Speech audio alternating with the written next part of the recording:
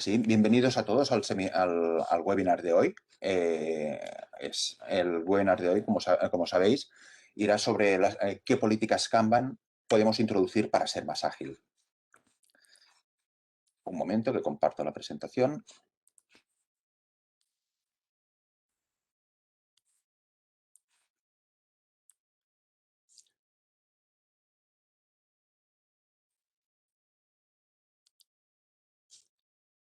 Este señor de aquí soy yo, soy David Coloma. Os voy a ir guiando durante el webinar de hoy. Estoy especializado en lo que es aumentar la agilidad de áreas de negocio. Y aquí tenéis mis datos de contacto, pues por si tenéis dudas posteriores, cuestiones o experiencias que queráis comentar, o si, por ejemplo, estáis interesados pues, en tener así en tener contenido sobre temas de agilidad así a través de redes sociales. Con el webinar de hoy veremos una serie de cuestiones. Podréis conocer cuáles son los beneficios y la utilidad que tienen las políticas en Kanban. Podréis también describir qué características tienen las buenas políticas así según la óptica de Kanban, y podréis identificar una serie de políticas concretas que afectan a nuestros procesos y a nuestra capacidad de entrega así de nuestro sistema y que nos pueden ayudar a ser más ágiles. Aparte de este webinar, podéis profundizar más en lo que se va a tratar pues, en los próximos cursos que ofrecemos en ITNOVE de Kanban University, que son el Kanban System Design y el Kanban Systems Improvement, que explican en detalle algunas de las cuestiones que vamos a comentar hoy. Y al final de esta sesión, pues, Martí hablará de 3 bonus adicionales que podéis aprovechar como asistentes de este webinar. Vamos allá con el meollo del tema. Las políticas organizativas tienen mala fama. Cuando pensamos en políticas, desde el mundo de la agilidad o desde prácticamente el mundo de los que tenemos que ejecutar, seguramente la primera cuestión es un cierto, digamos que el corazón empieza a latir más rápido y no precisamente de emoción. Las políticas organizativas, en primer lugar, se asocian a jerarquías, se asocian a la parte de arriba de la organización como algo impuesto, y se asocian a burocracia.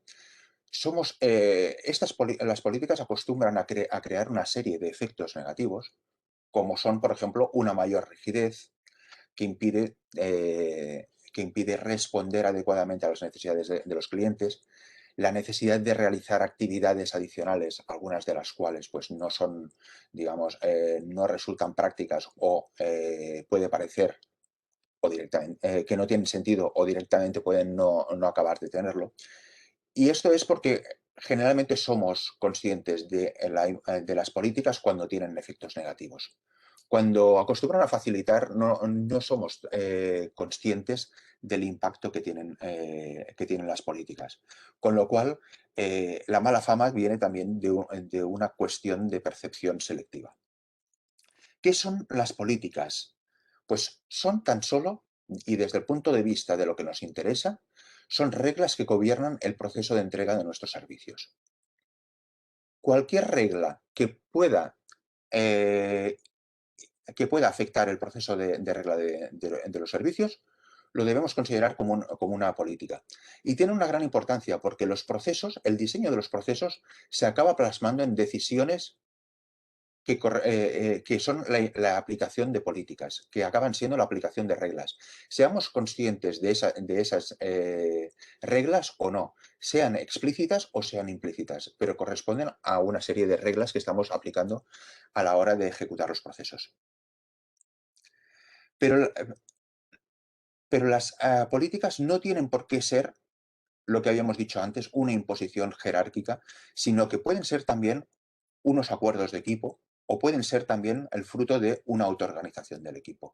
No tiene por qué verse, digamos, como algo que nos viene impuesto desde arriba, desde la distancia, sino que puede ser algo que emerge por parte del equipo como una forma de ir solidificando su proceso de decisión.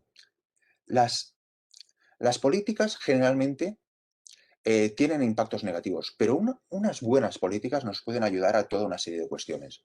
Nos pueden ayudar a reducir el lead time de entrega de los servicios.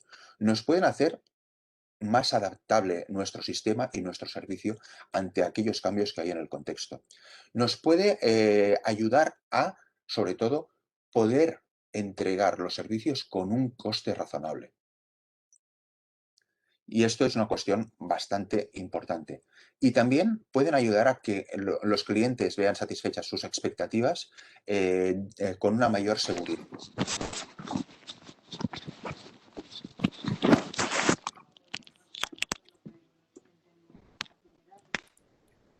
Eh, las políticas, ¿por qué surgen?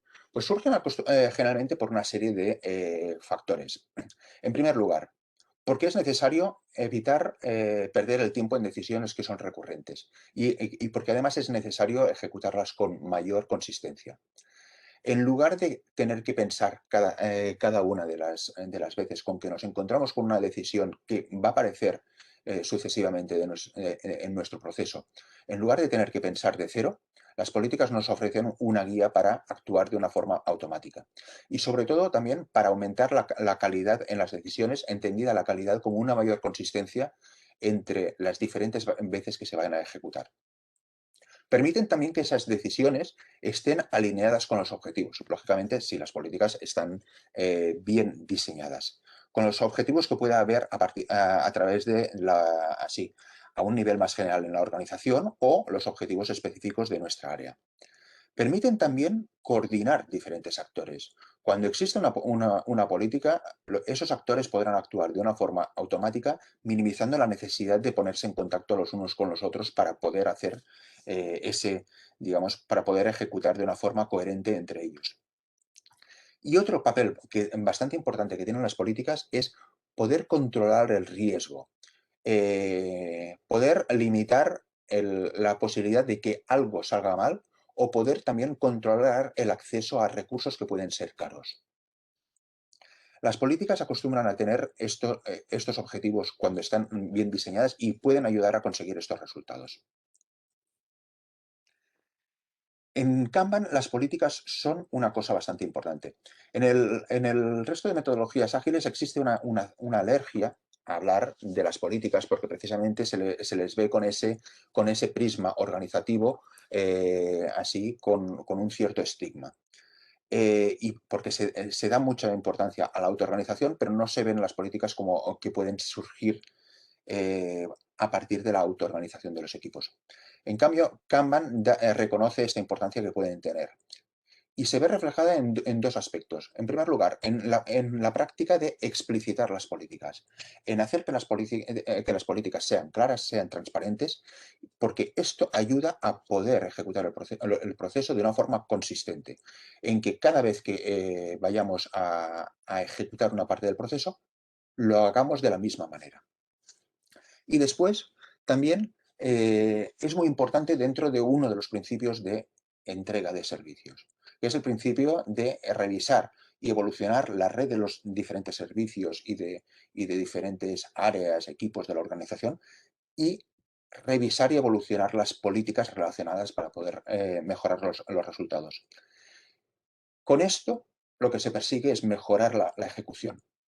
Si no alteramos las políticas que tenemos dentro de nuestra organización, difícilmente conseguiremos mejoras en la agilidad. Por esto es bastante importante, digamos, conseguir una serie de aspectos fundamentales. Vamos a revisar ahora las políticas que existen en Kanban.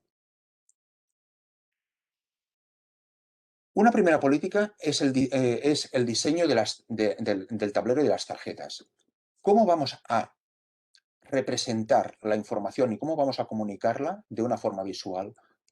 ¿Qué convenciones vamos a utilizar? Como por ejemplo, colores, tamaños de tarjeta, qué información concreta deben contener las tarjetas y qué información no. cómo estará organizado el tablero, qué es lo que contendrá y qué es lo que resaltará. Esos son aspectos muy importantes. Y son aspectos que deben estar acordados por parte del equipo para poder precisamente detectar cuál es la situación del trabajo dentro de nuestro sistema. Y también para poder indicar, para poder señalar de una forma clara cuáles son los riesgos y los problemas más importantes que nos están afectando en un momento claro. Si no existe un acuerdo respecto a qué convenciones utilizar, corremos el riesgo de marcar información que no acaben entendiendo el resto de participantes en nuestro equipo, en nuestro proceso. Y si bien cuando estamos hablando de un tablero Kanban de un equipo, es fácil ponerse de acuerdo sin aclararlo, si estamos hablando de tableros, por ejemplo, en los que intervienen más de un equipo, como por ejemplo tableros de un value stream o por ejemplo tableros de una cartera de proyectos, en estos casos se hace todavía más importante porque estaremos, digamos, intentando comunicarnos a través del tablero equipos más lejanos, con menos contacto y donde sea más difícil precisamente y sea a la vez más necesario establecer estas reglas a la hora de comunicarnos. En el tablero tenemos que ser conscientes de qué es lo que nos interesa controlar. Nos interesa controlar tipos de trabajo, nos interesa controlar clientes, nos interesa controlar proyectos, nos interesa controlar clases de servicio. Estos son aspectos que tenemos que tener muy claros para entonces reflejarlos en las políticas de representación visual que vamos a utilizar. Esta sería una primera política de Kanban y esta es bastante clara.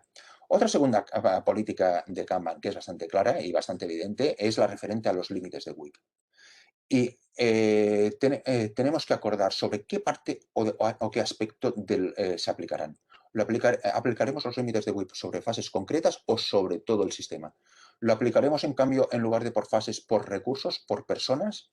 Todo esto tiene que estar claro y tiene que ser coherente con aquello que nos interese equilibrar a la demanda. Y también tenemos que tener claro qué es lo que queremos limitar. ¿Queremos limitar tipos de ítems o queremos limitar, por ejemplo, proyectos o los ítems, la cantidad de ítems que están en un momento dado siendo trabajados por cliente o la cantidad de ítems de clases de servicio que van a estar fluyendo a través de nuestro tablero? Todos estos son aspectos que deben estar acordados y que deben estar decididos previamente para poder ejecutar de una forma consistente. Así como, lógicamente, tener claro cuál será el límite de WIP concreto que vayamos a establecer sobre estos aspectos concretos. Entrando ya en lo que es la forma concreta de nuestro proceso, un primer aspecto así a acordar políticas es el aspecto de cómo vamos a realizar la reposición de los ítems. Cómo vamos a ir rellenando la cola de entrada de los siguientes ítems que van a ser ejecutados en nuestro tablero. ¿Cuándo vamos a realizar esta reposición? ¿Va a ser, por ejemplo, una frecuencia periódica, como por ejemplo semanalmente o quincenalmente? ¿O vamos a ejecutar esta reposición bajo demanda cuando se den unas determinadas circunstancias? ¿Quiénes van a ser los participantes y los que tienen que estar implicados en estas decisiones porque puedan aportar información? Eso también tiene que estar claro. En muchos casos será una cosa bastante implícita, serán solamente los participantes del equipo. Pero si tenemos así equipos o procesos más complejos, pues es interesante contemplar las fuentes de posible información de los clientes y los stakeholders que pueden solicitarnos trabajo. Y también establecer pues, criterios sobre esta reposición, como cuál es la cantidad que se va a reponer, cuáles son los límites, cómo se va a realizar. Las clases de servicio también son una política muy relevante.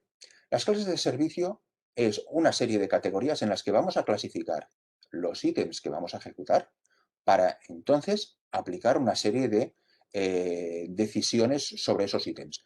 Decisiones como, por ejemplo, qué prioridad tienen unos respecto a otros para poderlos secuenciar a la hora de elegir entre unos ítems y otros cuando vamos a ejecutar. Pero también qué capacidad vamos a asignar a unos a otros. Pensad, por ejemplo, en un hospital. Según el caso, según el nivel de urgencia, pues se secuencia antes a unos pacientes u a otros y se les asigna más recursos a unos u a otros.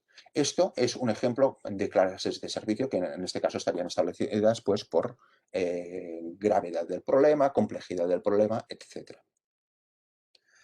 Las clases de servicio tienen que estar bien acordadas, tienen que estar bien definidas para que cuando llegue un ítem concreto podamos clasificarlo en el cajón adecuado y entonces asignarle los recursos y ponerlo en el sistema en el momento que toca. Y esta comprensión debe ser compartida. Fijaos que muchas veces hay bastante desacuerdo en los equipos o, por ejemplo, hay, digamos,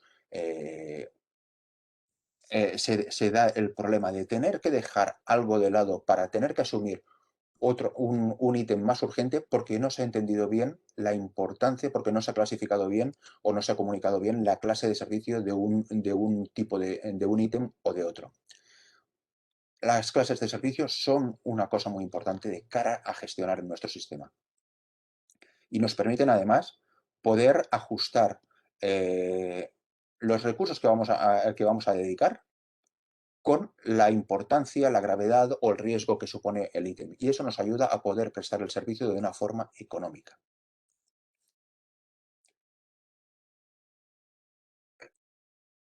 Cuando vayamos a reponer los ítems, también tenemos que ser conscientes de cuáles son los criterios que debe tener esos ítems por parte de los clientes. ¿Qué criterios de aceptación? ¿Qué es lo que considera el cliente que debe tener este ítem para que le haya sido entregado con calidad? Esta es la definition of done que acostumbramos a conocer.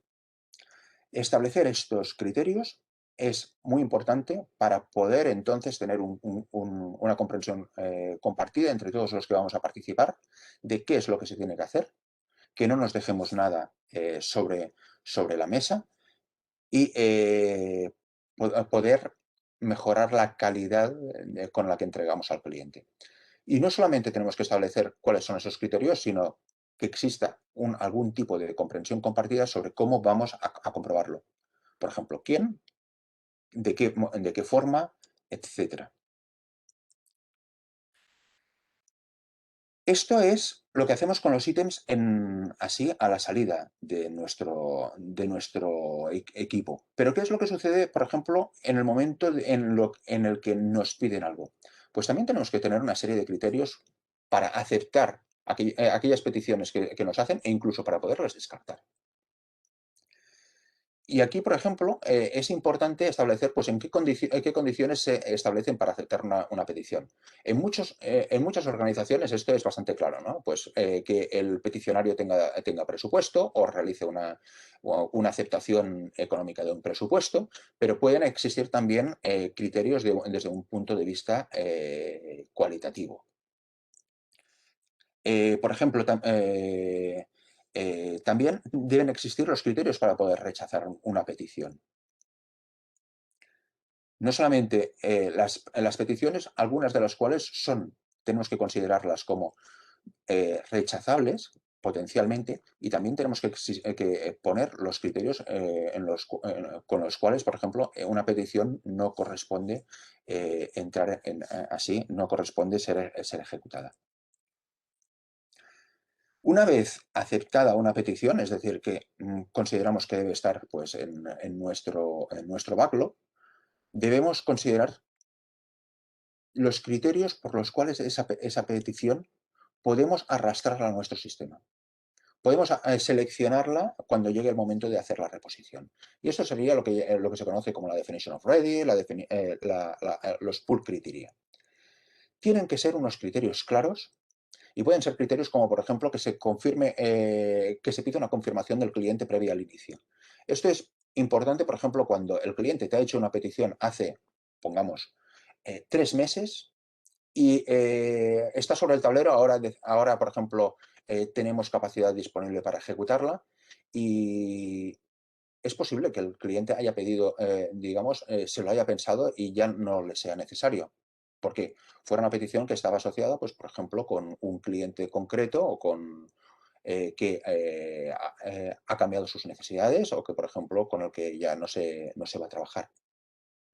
O, por ejemplo, digamos que ya no, que por el motivo que sea, pues ya no le sea necesario a nuestro peticionario. Tenemos que tener también claras cuáles son las dependencias que tiene ese ítem que repondríamos y si están solucionadas. Más que nada, ¿para qué? Si vamos a arrastrar un ítem dentro de nuestro tablero que tiene dependencias y no están solucionadas, que seamos bien conscientes de ellas, porque puede quedarse atascado en nuestro tablero si resulta que hay algún tipo de incidencia. También tenemos que ser muy conscientes de cuáles son los riesgos. ¿Cuáles son los principales riesgos que va a tener este ítem? Pues esto debería ser un criterio a considerar a la hora de poder arrastrar. Y también aspectos como el tamaño máximo. ¿Cuál es el tamaño máximo de un ítem que vamos a introducir en nuestro tablero? Y si rebasa este tamaño máximo, ¿cómo y por qué vamos a fraccionarlo, a dividirlo en otros ítems más pequeños para que pueda fluir más rápido? Pues estos son algunas de las cuestiones que deben estar clarificadas y que deben estar acordadas. Eh, Otras cuestiones que debemos considerar es cómo vamos a Javi, tratar los bloqueos. Sí, tengo perdón. una pregunta. ¿Te puedo hacer una pregunta sobre uno de los puntos anteriores? Sí, sí, sí, sí. Vale, en nuestro día a día, por ejemplo, yo estoy intentando aplicar Scrum más Kanban, optimización de flow, todo lo que estás diciendo. Ahora, cuando hay casuísticas donde, por ejemplo, hay mucha prisa y los criterios previos que has puesto no se pueden complementar del todo, pero tampoco no se puede decir que no a ponerlo en el flujo. Entonces, ¿tú te has encontrado en situaciones parecidas? ¿Cómo lo hacéis? ¿Lo intentáis hacer de algún modo en especial? Cuando te refieres a los criterios que habían establecido, ¿en qué estamos hablando? ¿De clases de servicio? Eh, sí, de tareas de software, de servicio, incidencias, SLAs, hotfix, sobre todo son por la parte de incidencias, parte no planificada. Las partes planificadas sí que se pueden cuidar mucho más, la parte que no está tan planificada sí que puede dar sorpresas. Sí, aquí tú puedes tener perfectamente un criterio que es que los defectos graves entran automáticamente, se ponen en la cola de Next. O Ujú. sea, en la cola de que enseguida que tengamos capacidad lo hacemos. Y si es un tema muy grave, por ejemplo, yo que sé, ha caído el sistema, de que coges, y que esto está muy claro, de que dejas lo que estás haciendo y te dedicas Vale, así a volverlo a poner en funcionamiento. vale, O sea, esto por ejemplo, quizás es un tipo de política que puede que no haga falta explicitarla, ¿no? De si cae el sistema, pues nos dedicamos a levantarlo, ¿no? Estas son de aquellas que están implícitas. Pero, por ejemplo, algún tipo de problema grave de que vas a hacer una excepción y te vas a poner a tratarlo automáticamente. Por ejemplo, si parece que empieza a haber un ciberataque o yo qué sé, o si hay algún tipo de virus circulando dentro de la organización, pues que entonces dejas lo que estás haciendo, desarrollo e incidencias poco graves y te centras en esto. Puede ser una política establecida formalmente o digamos que todo el mundo la sepa por puro sentido común y por práctica, ¿no? vale. Pero es conveniente, digamos, que exista esta comprensión compartida, ¿no? Porque cuando no existe, se dan problemas. Perfecto, merci. Y también otra cuestión que puede haber es, por ejemplo, que clases de servicio que cambian.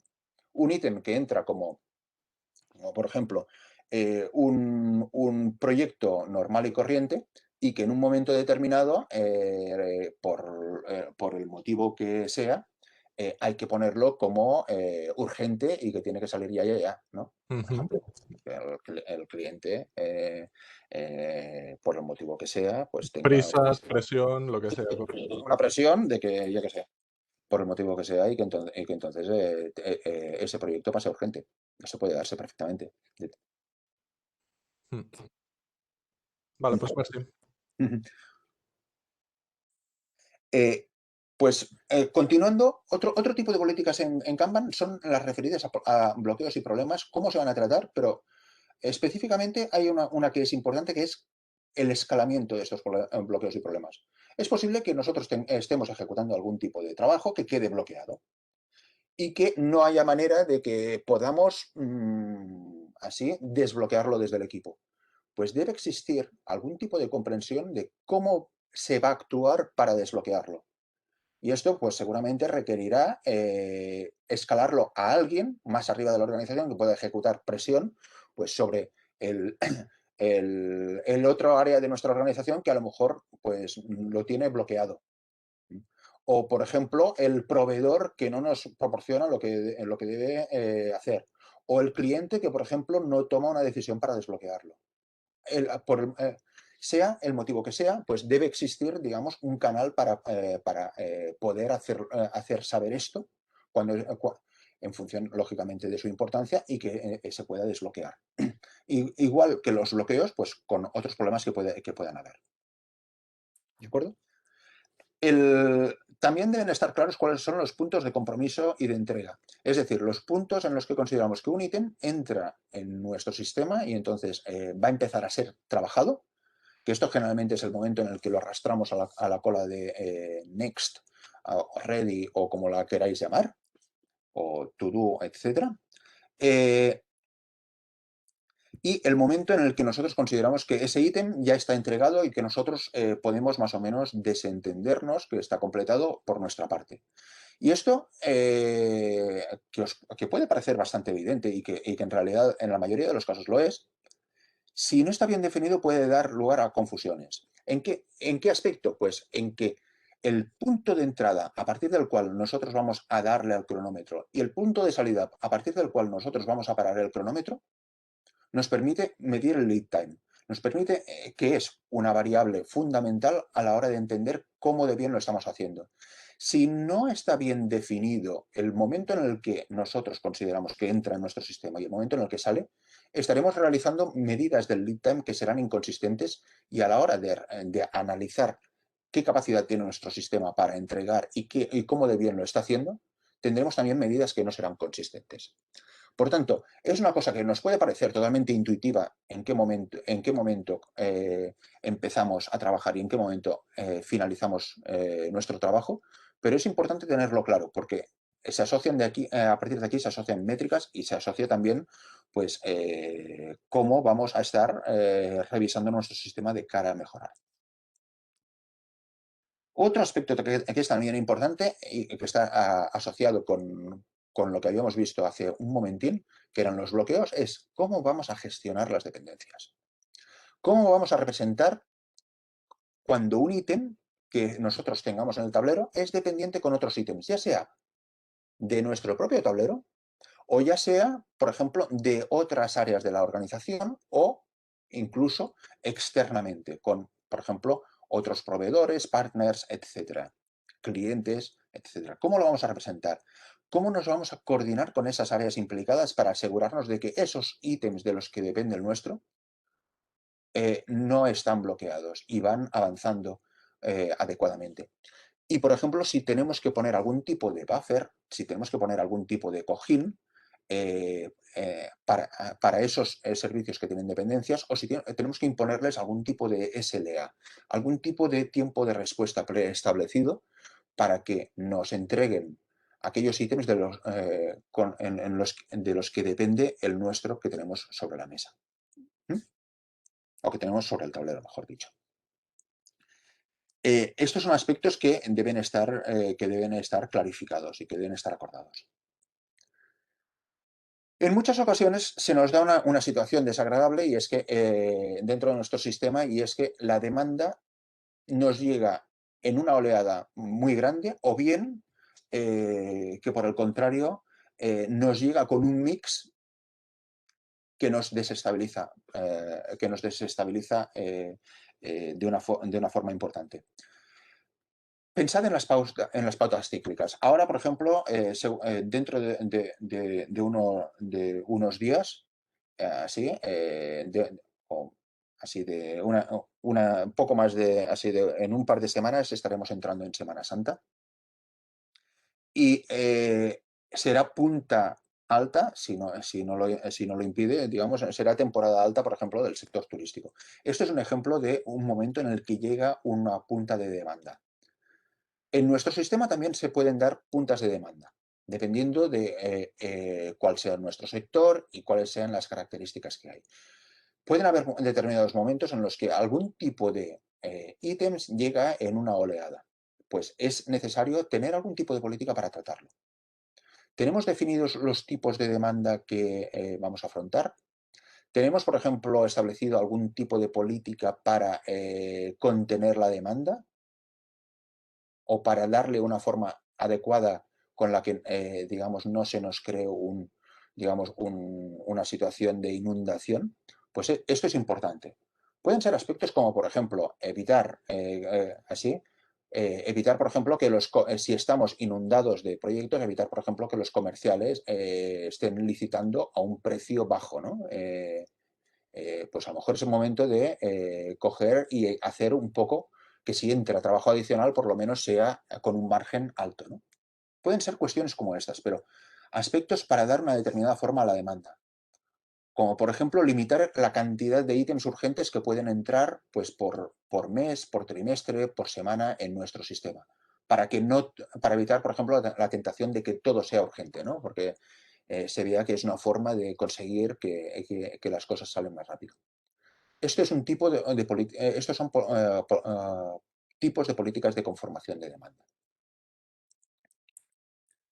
También pueden haber políticas de gestión de calidad, como qué criterios de calidad se van a establecer, cómo se van a tratar los defectos y todo lo que es la demanda por fallos, que no solo son defectos, sino que también son otros aspectos, como ítems que requieren ser retrabajados, por ejemplo, por no haber sido definidos claramente, quiénes son los responsables en estos aspectos de calidad, etc. Las métricas también deben ser o pueden ser objeto de política. ¿Cuál es el propósito de cada métrica concreta que nosotros recopilamos del sistema? Y esto es importante tenerlo claro para no recopilar métricas por el hecho de que está bien recopilarlas. Porque una determinada métrica se ha puesto de moda o sencillamente porque es la métrica que sabemos recoger, aunque no sea necesariamente una métrica que nos apoye de cara a evaluar y mejorar nuestro sistema. ¿Cómo se definen esas métricas? ¿Con qué frecuencia se van a recoger, reportar y analizar?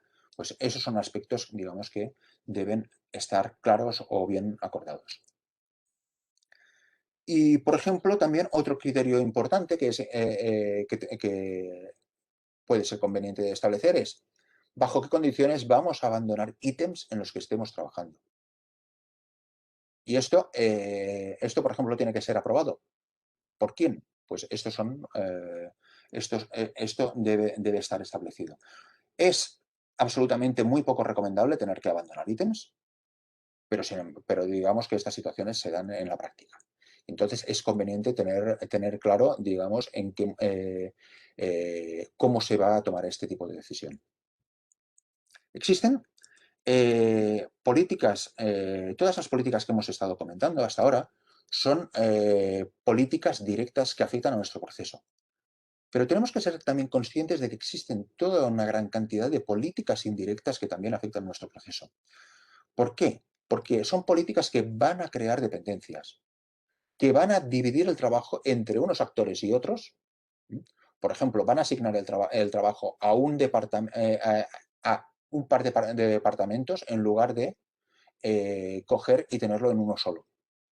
O, por ejemplo, van a exigir, digamos, aprobaciones o van a imponer unos determinados plazos a la hora de ejecutar toda una serie de cuestiones, etc. Todo lo que son criterios según los cuales se diseñan los puestos de trabajo o se agrupan así los puestos de trabajo en áreas, equipos, etcétera, nos pueden marcar dependencias, nos pueden marcar bloqueos, nos puede marcar toda una serie de cuestiones que nos facilite o nos dificulte ejecutar a tiempo. Y esto es bastante importante. Dentro de Kanban es importante que existan políticas, pero también es importante que esas políticas cumplan una serie de criterios. Que las políticas sean simples, fáciles de comunicar y fáciles de entender y de aplicar. Que las políticas también sean pocas. Aquí he enumerado un montón de políticas y un montón de aspectos que pueden ser considerados, pero hay que ser selectivo. Muchas de estas políticas en vuestro sistema no será necesario establecerlas explícitamente de forma escrita y formal, sino que sencillamente serán de sentido común. Aquellas que puedan ser más problemáticas, pues quizás son las susceptibles de ser establecidas de forma clara. Políticas simples, políticas claras, pocas políticas. Cuantas más políticas haya, más fácil será de que sean contradictorias y de que nos exijan esfuerzo a la hora de poderlas así poner en la práctica. Políticas que sean aplicadas consistentemente y sobre todo, políticas que sean fáciles de cambiar y de evolucionar. Si una política es difícil de cambiar, seguramente nos va a estar provocando problemas de forma sistemática en nuestro sistema, en nuestro equipo, en nuestro proceso. Si no se evolucionan las políticas, no se puede evolucionar el proceso. Y si no se evoluciona el proceso, no se pueden mejorar los resultados a medio plazo. Esto es una idea fundamental en lo que es la evolución de las políticas a la hora de tratar las políticas en Kanban. Con esto, digamos que esto sería la parte de contenidos y el mensaje un poco que os queríamos dar en relación a la importancia de las políticas de cara a aumentar la agilidad de vuestro proceso o de cara a reducirla, si esas políticas no están pensadas adecuadamente.